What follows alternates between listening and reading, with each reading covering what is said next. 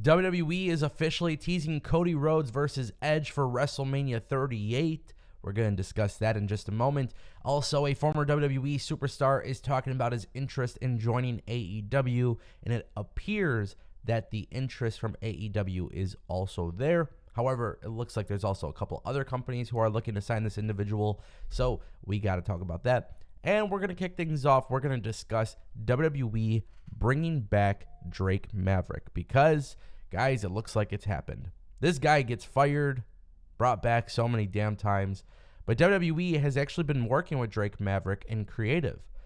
So Drake Maverick came back to WWE about 2 to 3 weeks ago, and it is reported that he is joining WWE on a creative thing, which I guess is cool. I mean, this guy is really creative and whatnot, but I don't know. I don't know what it is. Like, Drake Maverick is talented. He was talented before WWE. He was in Impact. You have Control Your Narrative with EC3, and they're launching a TV show. Why? Why go back to WWE after being fired 2 times?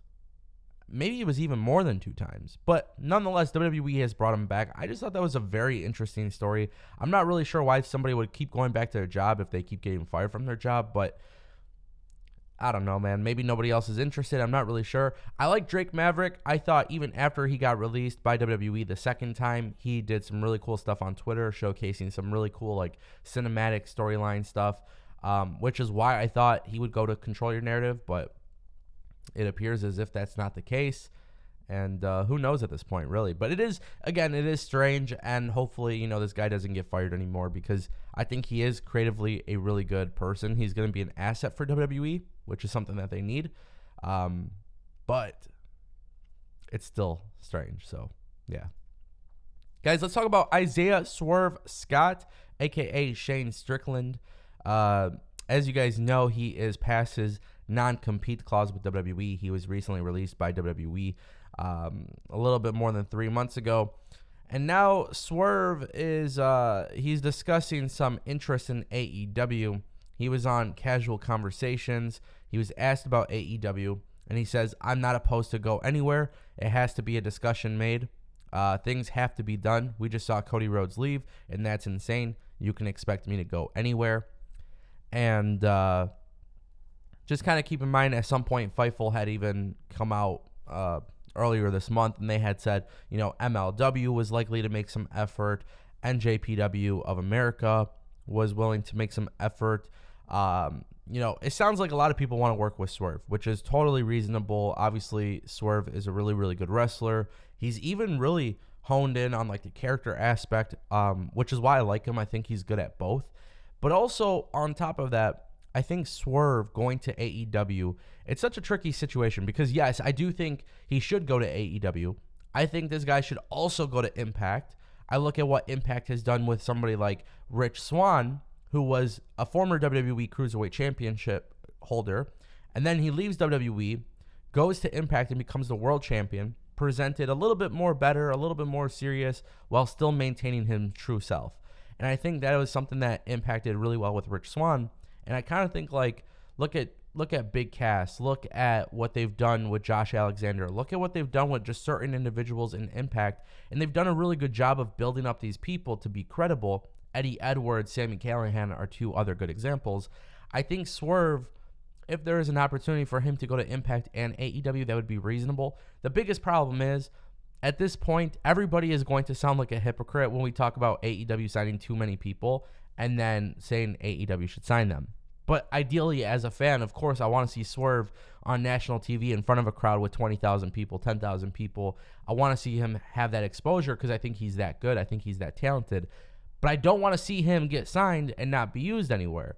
So, logically speaking, Impact would be a great situation. I look at, Jonah, and I look, Bronson Reed was his WWE name, but I look at him, he's doing absolutely wonderful things in NJPW Strong, and then, of course, Impact. So it's like, I look at Swerve as being another guy who can work for multiple companies, and I think, yes, AEW does allow that to a certain extent, but AEW right now is not necessarily working with Impact in that regard. So it's really hard for me to say, yes, go to AEW, yes, go to Impact. Obviously, I would like to see him any one of these places, but I think logically speaking, it actually makes more sense for him to go to Impact and New Japan together. Similar to what we're seeing with Jay White, GOD, that whole thing has become really good stuff. So just kind of keep that in mind. Guys, last night on WWE Raw, WWE had Edge cut a very, very good promo. And it actually was not a bad episode of Raw, believe it or not. But Edge was cutting this promo, and he used a lot of words, a lot of words that made people think.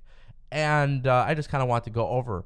So, first and foremost, he said something about let's live forever. Now, if you guys are unfamiliar, Cody Rhodes released a post in the early days of AEW 2019 where it was him hanging out backstage by the production stuff that said, let's live forever. So that was moment number one. Then Edge used the words undeniable. And this got people thinking, oh, okay, well, now you have Edge saying the word undeniable. Obviously, that goes back to Cody Rhodes. And then WWE Twitter put out a tweet showcasing this image of Edge, and it says, there's no smoke or mirrors about it. Edge Rated R is ready to make more WrestleMania magic this year. Hashtag WWE Raw. Now, what's really interesting is earlier on the show, The Miz was teasing his new tag team partner. Again, we reported that it was Logan Paul. Well, we didn't report it. We were talking about the reports of it being Logan Paul. You get what I'm saying. And nonetheless, what was really crazy about this was in that promo, The Miz also was teasing somebody from a fighting family, somebody who was dashing. The Cody Rhodes teasers were out all night, and social media, WWE social media, was having a shit ton of fun with it. And there is this belief that WWE could actually very well be planning Cody Rhodes versus Edge. Now, my verdict is this. I have no freaking idea what to expect at this rate.